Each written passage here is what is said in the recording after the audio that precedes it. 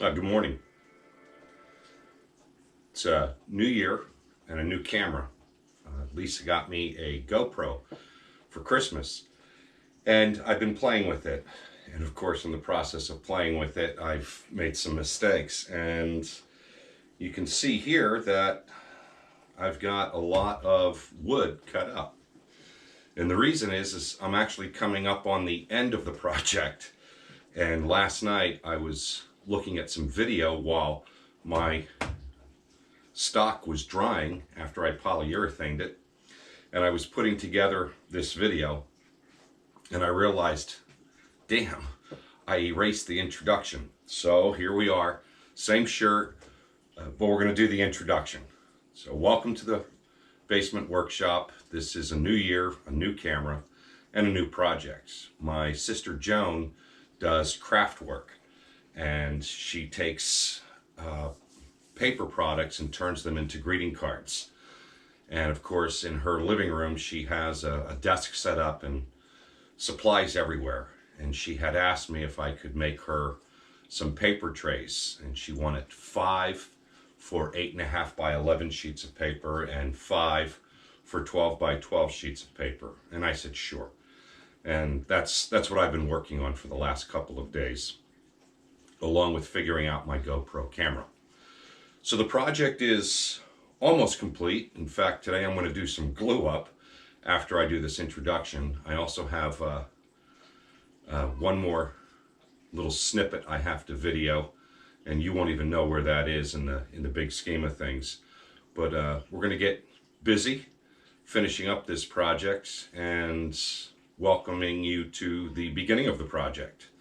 So here we go. Kind of a neat thing. You'll see me playing with my phone. I can control the GoPro with my phone.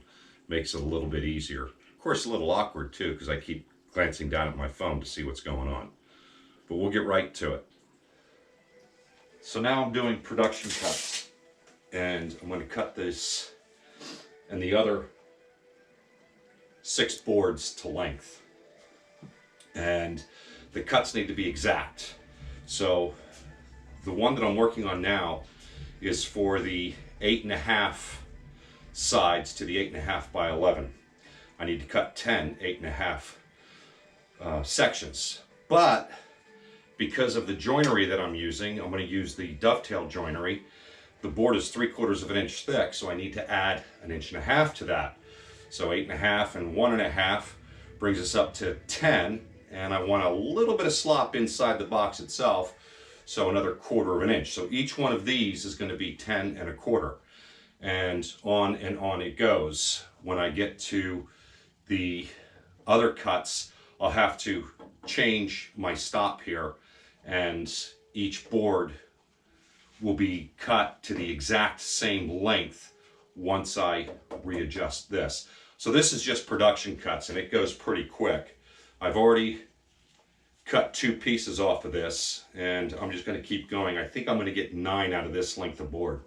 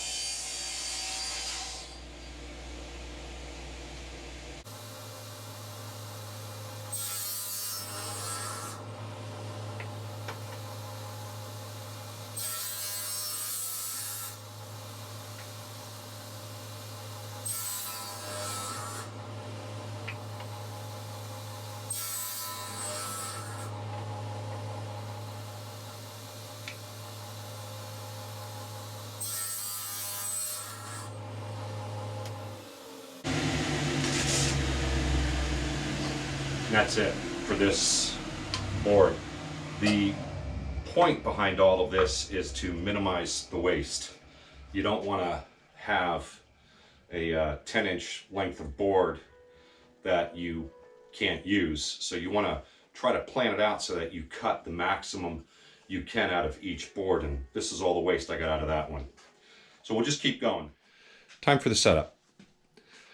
So you place the workpiece on a table, in this case my table saw, and you place it in such a way that the inside of the board is facing up, which I've done here. And then you make a bunch of labels. In every case, every board is labeled with an I to indicate that this is the inside of the board. And then there's an A here, corresponding A here, a B here, corresponding B, C, C, D, D. And that lets me know that this side goes to this side, so on and so forth. And then I've labeled this the tails and these the pins. And I do that because when I put it in the jig, it's important I know which one are the tails and which one are the pins.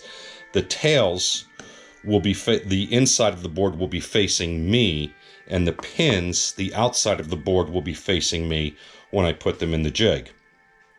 So once I've established that, I can go ahead and set up my dovetail jig, and that's what we're going to look at now. So here's the dovetail jig, and the nice thing about this is because every board is the same width, I only have to set this up once, and I can make all 10 of the boxes for my sister. And I start with a board up here that's the same thickness as the pin board.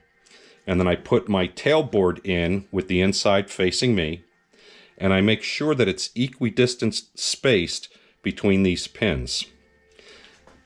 Then I set the depth of my dovetail bit as well as my straight cutting bit, and I've already done that. That's the nice thing about having two routers. I can just set this up and I don't have to worry about it. And then all I'm going to do is route out this material, and I'm going to do that for each tail side, and then I'll flip. Well, I'll show you what I'm going to do when the time comes for the pins, but I'm going to go ahead and get started.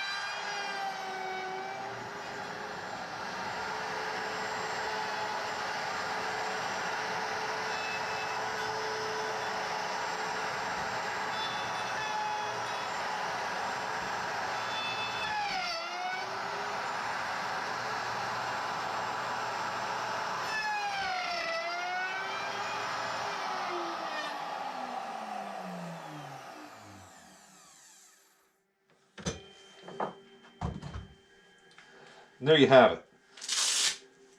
The first set of tails is cut, and I'll just keep working around doing the same thing all the way around.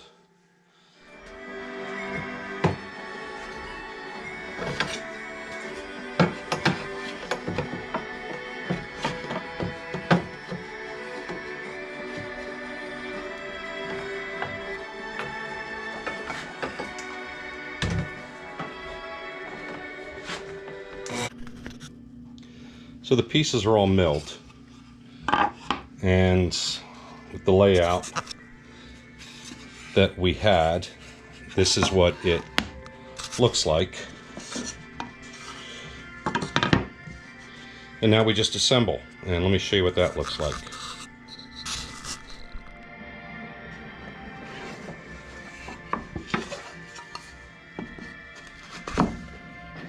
That's it. Simply slide the pin pieces onto the tail pieces, and at the end you've got your last board that goes together. And there you have it. Goes together just like that. And you can see that it has a nice look where there's a 1/4 inch of wood there and 1/4 inch down here at the bottom. And if I pull this joint out, of course it's not going to come without a little bit of work. And that's the idea of this joint.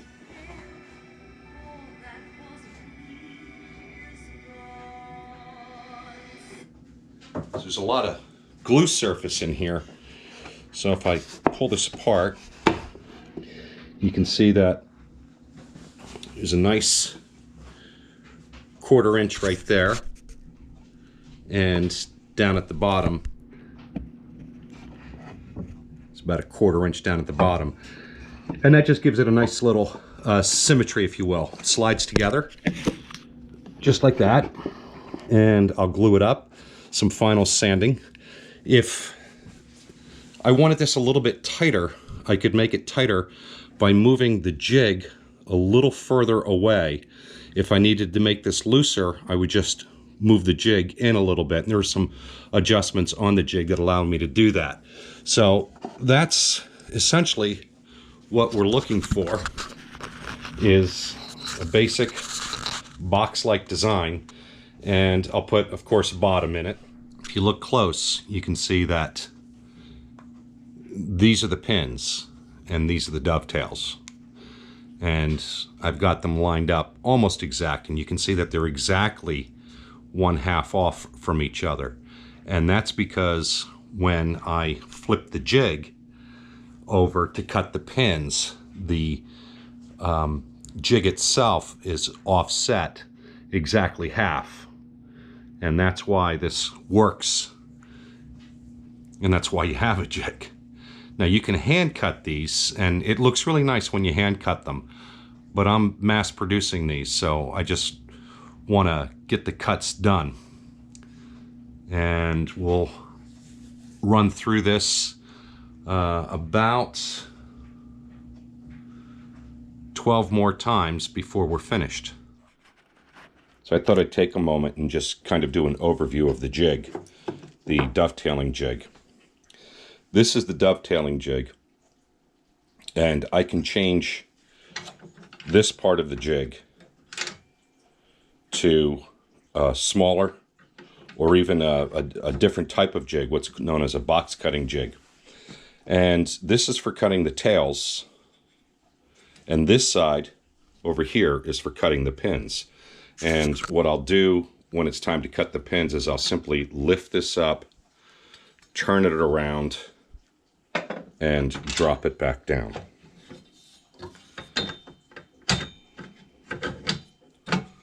And now I would be cutting the pin side. Earlier you saw me take some time making sure that the piece of stock was exactly equal distance between this opening and this opening, actually over here on the dovetail side. And once that was the case, I came down here and I tightened this block. So now every time I put a piece of wood into this block or into this jig, I simply slide it up to get the correct height, and then I slide it over snug against that block. And in doing that, I exactly position each piece of wood in the jig. Now when I'm cutting the dovetails, I use the dovetail jig, or correction, the dovetail bit that I showed you, and I just push the router straight in and out, straight in and out, and so on and so forth. And then when it comes time to cut the pins need to be exactly offset 1/2. And you can see by looking down on this that this is the middle of the pin side. So it's already, the jig is already exactly half. So when I flip this over to do the pins, like I showed you,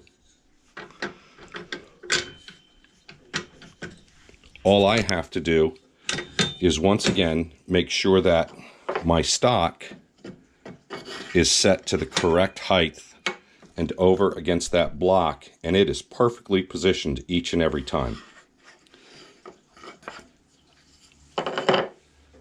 If I want to make the joint a little bit looser, all I need to do is take this nut down here and turn it clockwise closer to the jig. And what that does is that positions these openings a little closer to the jig, which allows for a deeper cut into the workpiece. And that's how I adjust the fit of the joint.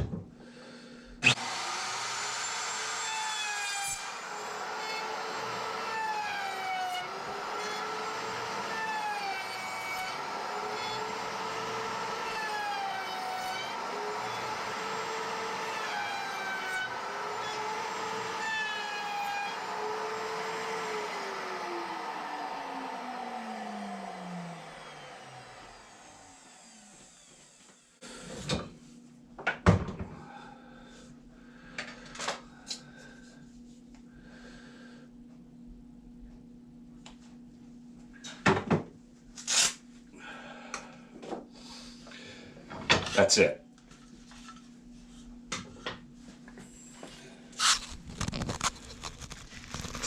All of the tails and pins are now cut. And I did that in a production run. I didn't break them up into individual boxes. Yesterday, when I was doing the production run for the 12 by 12 boxes, I actually did them in individual boxes. So this is box 5, this is box 4, 3, 2, and 1. And I realized very quickly that it didn't matter because the tails and the pins are exactly the same. And you can see that over here. Let me line them up first.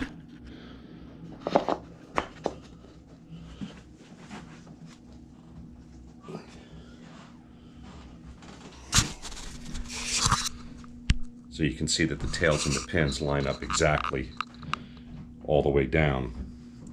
So it doesn't matter which one goes to which box. And this method of joinery causes or creates a great deal of sawdust. So I'm going to clean that mess up before I go any further.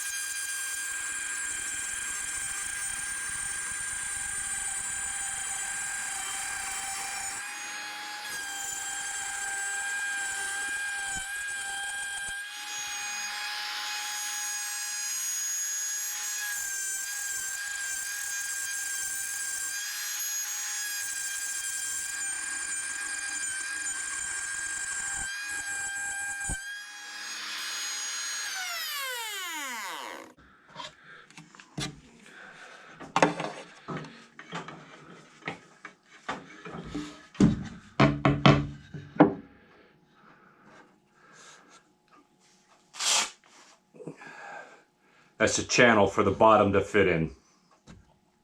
Have to do it to all 4 sides on all 10 boxes, so 40 times. All the milling done and rough sanding on the outside. The inside I did the finish sanding.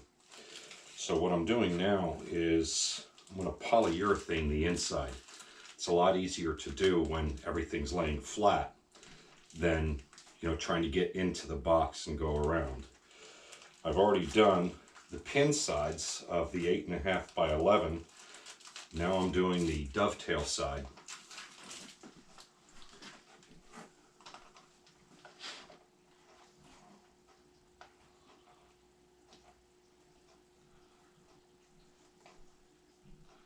And my sister wanted a light color, so I'm just doing polyurethane. I'm not doing any stain.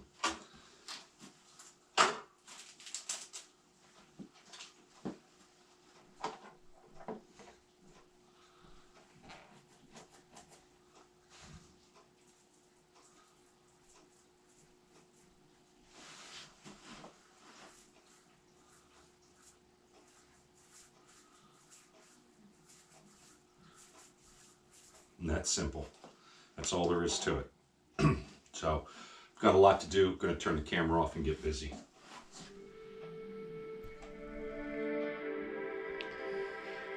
So there's 5 12 by 12 box carcasses and 5 8.5 by 11, and they're actually a 1/4 inch bigger than that dimension. And then I also did the base, and I've polyurethaned all sides. As far as the carcass is concerned, I've only polyurethaned the inside. If you look close, you can see that the dovetails and the pins are not polyurethane. They'll be glued up. And the outside of the box has not yet been sanded or polyurethaned. Once I glue everything up, let it dry, then I'll go and sand the outside and sand it to a 150 grit, and then polyurethane the outside. But for now, that's it. Assembly begins as soon as this dries.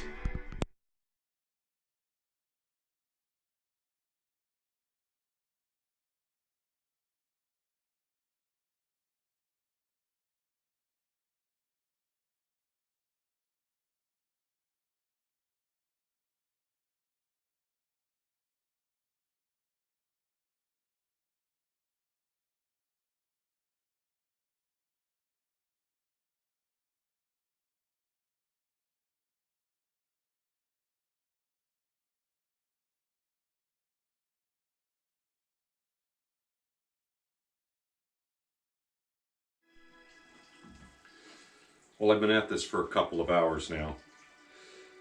I told you that the nice thing about this joint is it has a lot of glue surface area. And the downside to that is you need to take a lot of time putting glue on all those surfaces. And that takes time. But closing in on the end, I've been at this for I guess a couple of hours now, and this is the final carcass going together.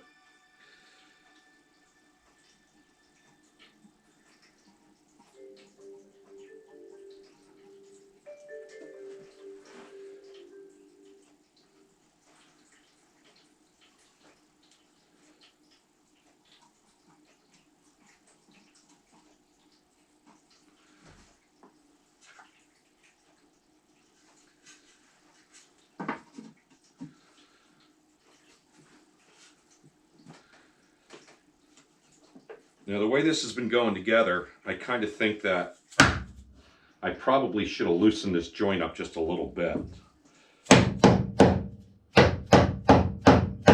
Because this is pretty tight. But I haven't had a lot of squeeze out of glue. So I know that the joint has enough room in it for the glue.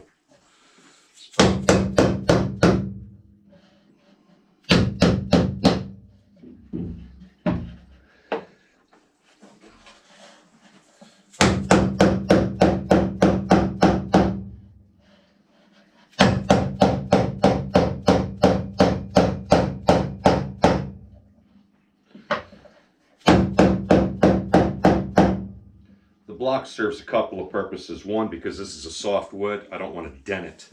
The other is it distributes the force of the mallet over the entire width of the board.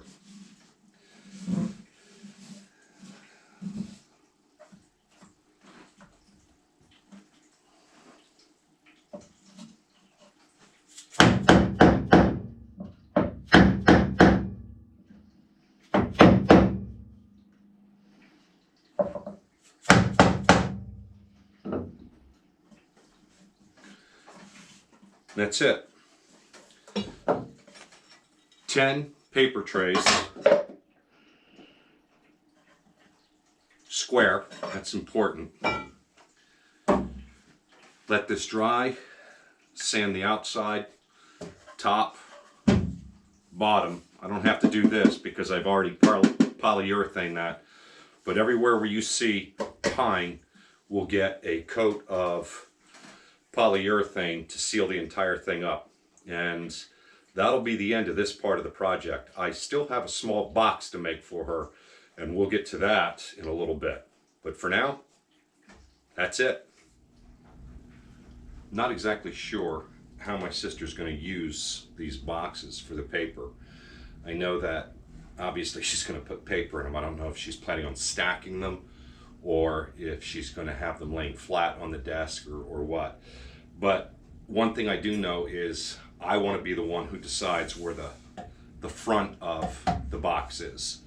And one of the reasons for that is this is a square box, and I don't want that to be the front because that shows off the pins. I want this to be the front because it shows off the dovetails. And that's one of the things about through dovetail joinery, is the idea is to show it.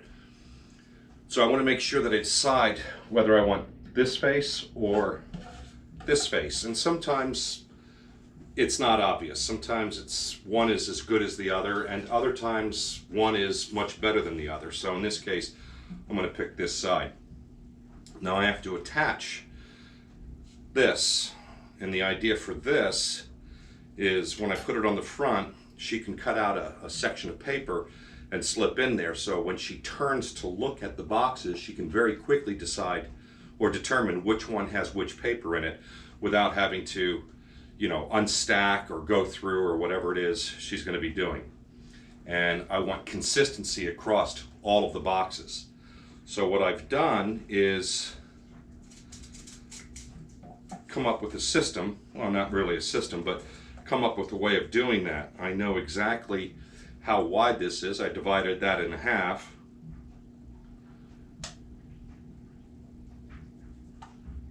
Make a mark. And I have this template. I drop the template over the mark that I just made, centered, and make a couple of more marks.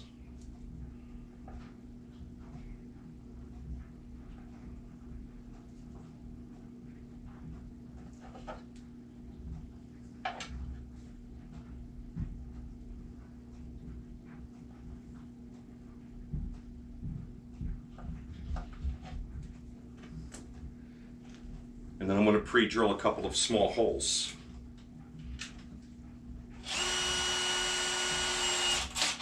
In a soft wood like this really isn't necessary, but I do it to maintain consistency. And because it's a soft wood, I'll drive the drill bit down a little bit, and then I run it in reverse to start the hole.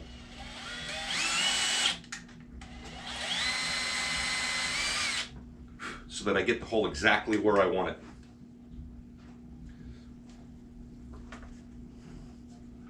Once I drill the first hole, I go ahead and put the screw in.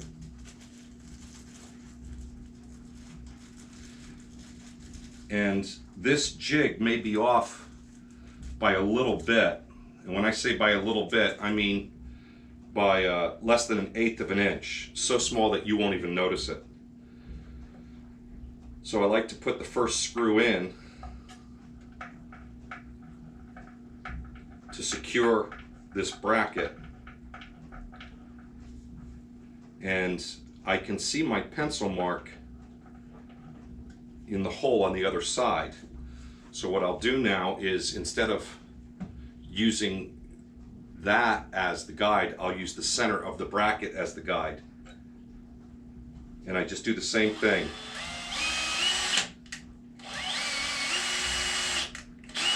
Run it backward a little bit, then forward, drill a pilot hole right in the center of that bracket, and then drive that screw home.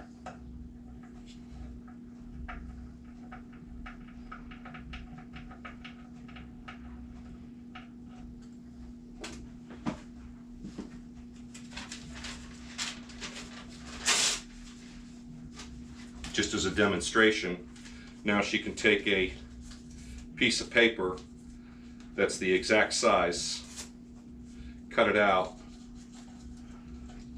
drop it in the bracket, and it's easy to see exactly what will be in that box.